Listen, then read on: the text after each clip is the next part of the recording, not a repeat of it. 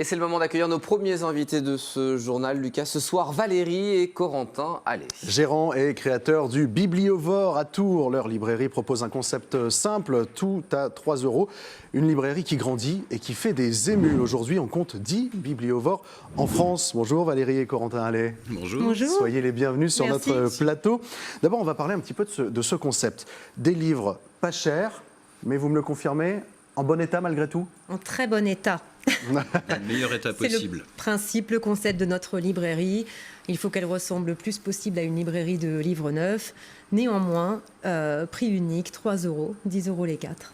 Alors, comment est-ce que vous avez eu cette idée ? Il faut qu'on parle un petit peu de votre histoire.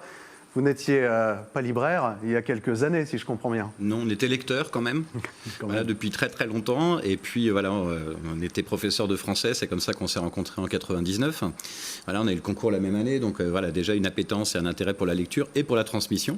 Et puis, donc c'est moi qui suis parti le premier. En 2012, voilà, j'ai rendu mon tablier de l'éducation nationale en restant donc dans un univers que je connaissais bien. J'avais envie de prendre l'air, donc j'ai commencé par les brocantes parce que voilà. Mais c'était en itinérance. Hein. C'était en itinérant, exactement. L'enfermement de la salle de classe, c'était bien, mais c'était bien aussi de se promener. Et puis les marchés, c'est une très bonne école de commerce, donc ça a démarré comme ça.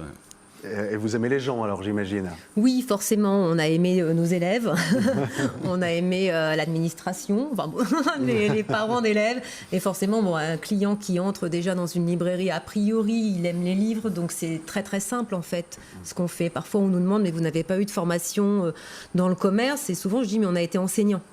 Et souvent, quand on est enseignant, on croit qu'on peut faire que ça. Et c'est pas vrai. Genre, c'est un grand appel à tous les professeurs qui souhaiteraient éventuellement faire autre chose.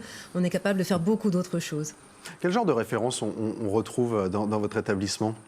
C'est une librairie généraliste, donc il y a absolument tous les domaines, des choses très très difficiles à lire, des choses très accessibles, des livres grand public. Alors, comme nous on achète sur place en fait, les clients sont aussi nos fournisseurs, donc ils apportent les livres, ce qui fait que les grands succès de librairie, on va les avoir quasiment tout le temps. Les livres plus confidentiels, on les aura moins souvent, mais c'est des bibliothèques de personnes, voilà, de particuliers qui se vident parce que les enfants grandissent, parce que je déménage dans un petit appartement, donc voilà, ça permet de faire circuler. Donc on a vraiment tous les domaines qui sont représentés.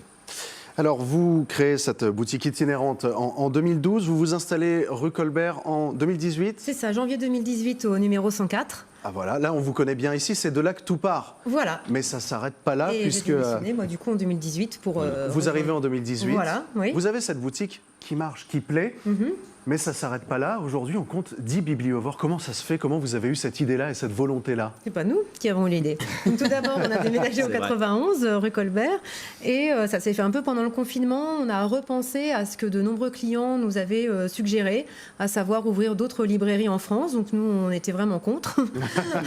Ah oui, d'accord, c'est dit. On ne voulait pas. Et puis, comme on a eu quelques mois d'inactivité, on s'est replongé sur cette question-là et on s'est dit pourquoi pas, on va le proposer. On a pris le temps d'étudier le dossier et puis on s'est dit voilà, si on peut partager ça avec d'autres, que ce soit pour des clients ou rendre d'autres personnes heureuses d'être libraires sur les territoires, ce serait un petit peu malhonnête de tout garder pour nous. Voilà. Donc c'est ce qu'on appelle un contrat de licence de marque. Comment ça marche ? C'est-à-dire qu'on a le droit d'utiliser votre nom, le Bibliovore, c'est ça ? C'est ça. Ça permet d'utiliser le nom, le concept, on les forme. Bon, ça on a l'habitude, on a quand même un petit parcours dans l'enseignement. Et puis on est en contact avec eux absolument tout le temps pour tout et voilà, tout ce Et qui surtout pourrait se n'importe poser. quoi. Et alors, c'est souvent n'importe quoi aussi.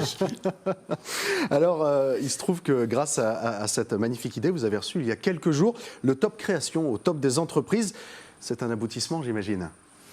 C'est une belle reconnaissance aussi du monde économique, parce que nous, on se revendique souvent comme des petits lapins. Enfin voilà, on ne fait pas des millions d'euros de chiffre d'affaires, on n'est pas une grosse entreprise. On est 13 maintenant pour le Bibliovore, mais sur 11 entreprises différentes. Enfin voilà, ce sont des petites structures de commerces locaux. Et puis à un moment, on s'est dit, c'est vrai qu'on fait quand même des trucs. Alors évidemment, pour la deuxième main, alors c'est très très à la mode depuis 3-4 ans, mais bon, c'est la 11e année pour nous. Et puis de donner accès à la culture, et puis de faire vivre les centres-villes. Donc on s'est dit, on va poser notre candidature, et puis on verra bien. Et puis on a eu la bonne surprise de voir qu'on souhaitait nous récompenser pour ce parcours de lecteur. On a été très, très honorés. Oui. Mais c'est mérité. Qu'est-ce que c'est la suite ? On continue à à avoir des bibliovores un peu partout en France? On continue, mais paradoxalement, on n'est pas du tout dans la croissance. On arrête, quoi qu'il arrive, quand j'ai 50 ans, donc On arrête de développer, dans hein. 4 ans. D'accord. Il ne fera pas de nouveaux bibliovores après On 2027. arrête de développer, oui, on ne replie pas tous les bibliovores Ah non, de hein. questions. Nous, on n'en monte pas d'autres, en tout cas. Et quoi qu'il arrive, il n'y en aura jamais plus de 25. C'est un petit souvenir de quand on était prof. Quand on est prof principal d'une classe de 24, donc 24 bien. plus 1, voilà. On les connaît tous très bien. Et après, plus ils sont nombreux, et moins on a de temps pour chacun. Et c'est vraiment la limite à pas dépasser. C'est pas du tout un C'est pas objectif. du tout des à atteindre. objectifs. Donc, Voilà une belle symbolique. Merci infiniment à tous les deux. On vous Merci. retrouve donc rue Colbert au Bibliovore, cette magnifique librairie. Et merci à Corentin pour cette belle chemise printanière, ça fait du bien en cette Ah, ça saison réchauffe. hivernale. Ça